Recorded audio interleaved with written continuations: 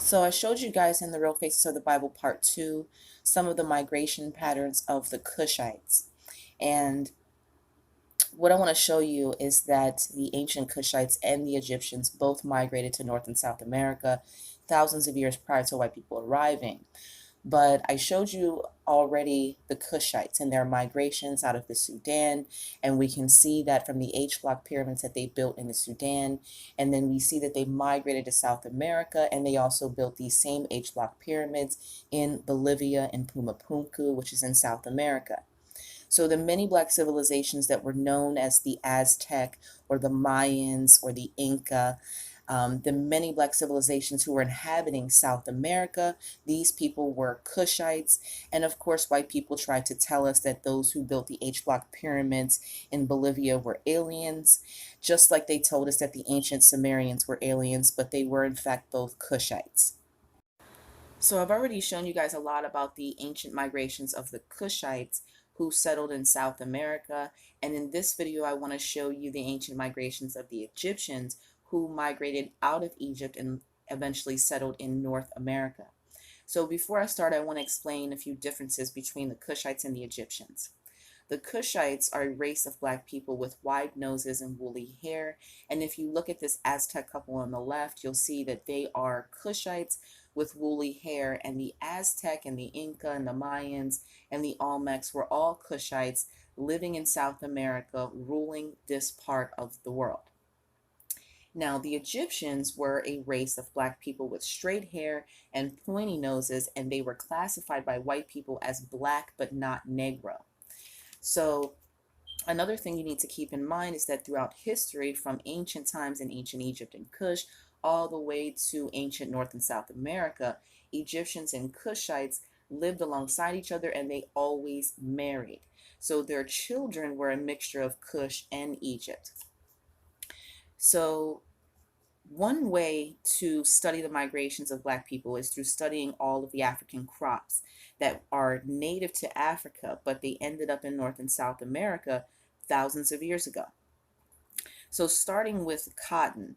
Cotton was being grown in Mexico as early as 5500 BC, and that's 7,500 years ago.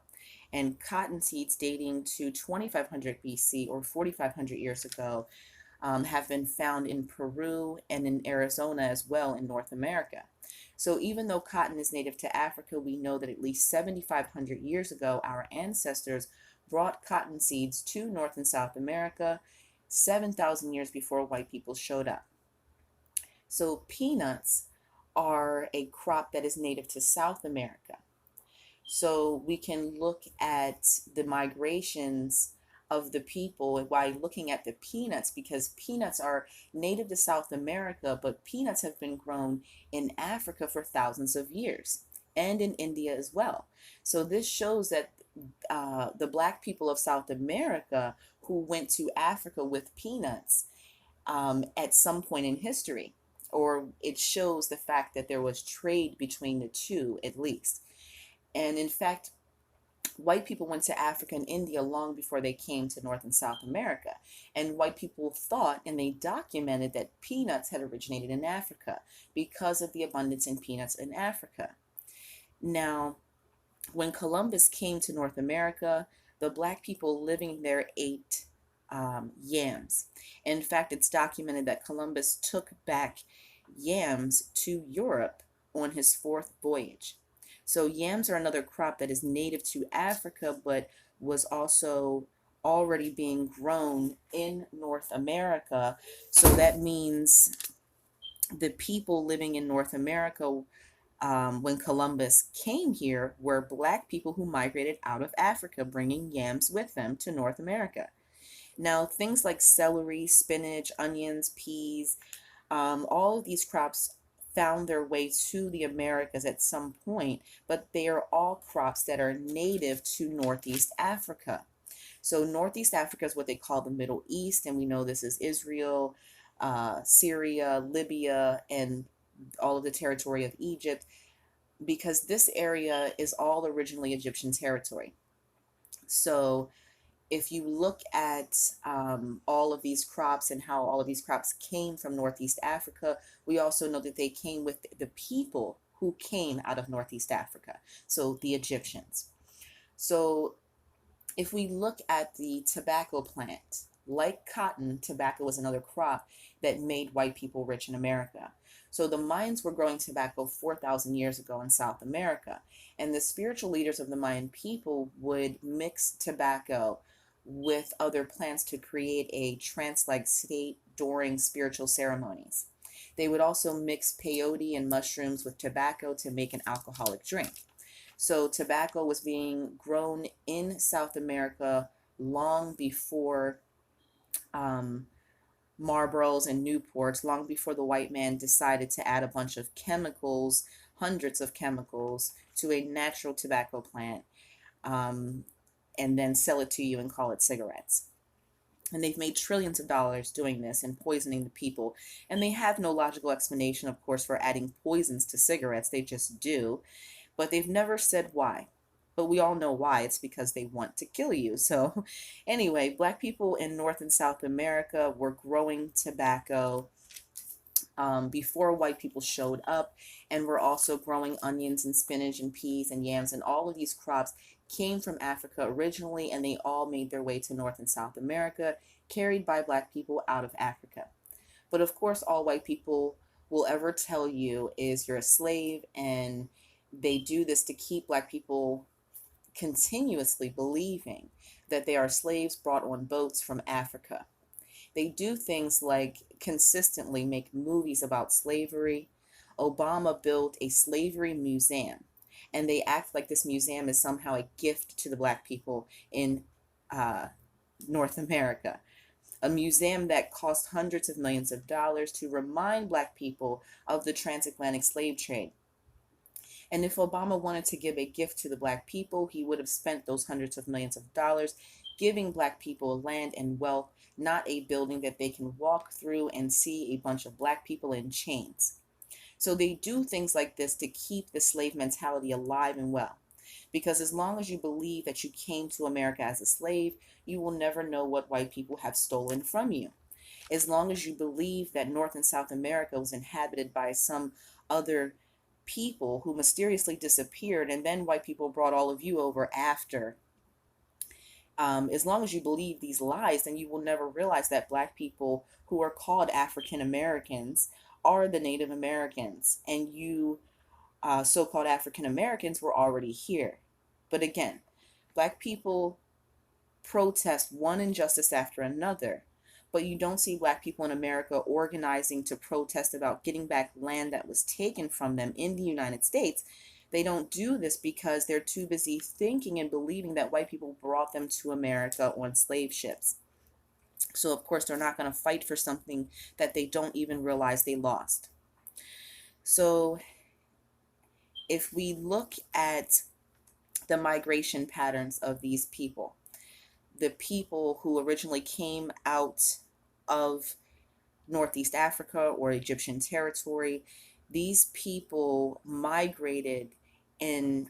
If you look at the Aborigine people of Australia, who were also black people with straight hair, these people originated in Northeast Africa as well. They migrated to Asia. So they settled in Asia and lived there for thousands of years. Then what happens is, according to the Aborigine people of Australia, these cave-like, beast-like creatures, half human, half beast, came crawling out of caves in Asia. When this happened, this race of black people with straight hair, they fled in different directions. Many of them fled to Australia.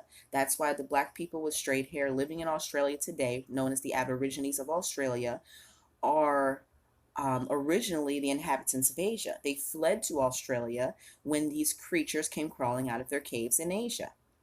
So some of them fled to Australia, but then we have some of them that fled to India and settled in India. And you can see this race of black people with straight hair living in India to this day.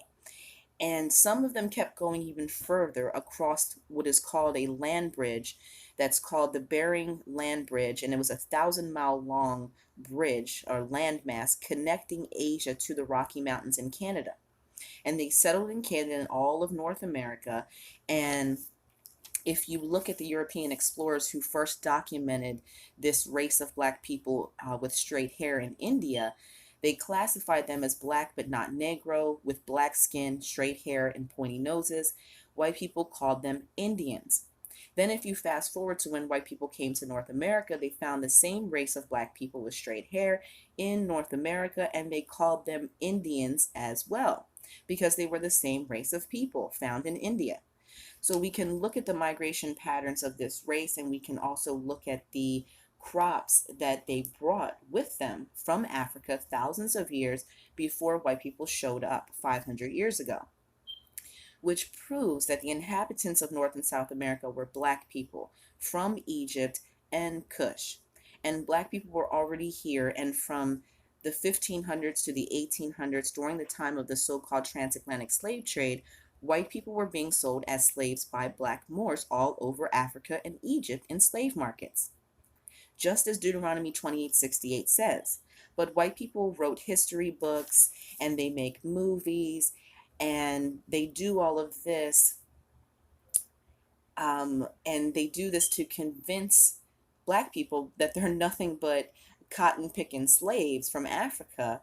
But American history books don't teach you that white people were slaves sold by black Moors. Instead, they teach you that the Moors sold their own people to the white man. Well, how did the Moors do that? Because the white man was a slave himself. And black Moors were called pirates by white people because they would capture whole ships, ships filled with white people, and they would take them back to Africa and sell them as slaves. And not one time did any of these captured boats have black slaves on board, just white people. And notice how they show us these drawings of black slaves being crammed into boats, and we're told they were chained together, piled on top of one another. They were defecating and urinating on each other, and they were either butt naked or wearing a cloth like diaper thing. And but for some reason, now this is where common sense has to come in, okay?